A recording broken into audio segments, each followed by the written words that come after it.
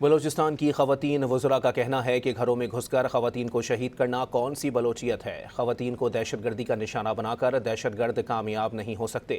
بلوچستان کی وزیر راحیلہ حمید درانی، مشیر کھیل مینا مجید، ڈپٹی اسپیکر غزالہ گولا، پارلیمانی سیکریٹری بادیہ نواز نے کوئٹہ میں نیوز کانفرنس کے دوران نوشکی میں فائرنگ سے شہید 2 خواتین کے قتل کی شدید مذمت کی۔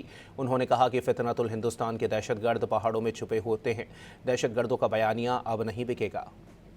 نوشکی کے علاقے کلی مینگل میں فتنۃ الہندوستان کے 4 مسلح دہشت گرد علی احمد کے گھر میں داخل ہوئے اور اندھا دھند فائرنگ کر دی، جس کے نتیجے میں 50 سالہ بی بی حنیفہ اور ان کی بیٹی 17 سالہ بیٹی حفصہ موقع پر جاں بحق ہو گئی۔ یہ ایک بزدلانہ انسانیت سوز اور ناقابل معافی جرم ہے جو دہشت گردی بلوچستان میں کر رہے ہیں، ہم اس کی مذمت کرتے ہیں۔ غیرت کی ننگ و ناموس کی اب بات نیریٹو ان کو چلانے کی ضرورت نہیں ہے میرے خیال سے بلوچستان میں، نہ ہی یہ نیریٹو بکے گی۔ گھر میں بیٹھی خواتین کو اس طرح سے، میں تو اس کی انتہا سے زیادہ مذمت کرتی ہوں۔ ہم جو بندہ جس کے دل میں تھوڑا سا بھی خدا کا خوف ہوگا جو ہے اس کے لیے ایک افسوسناک واقعہ ہے۔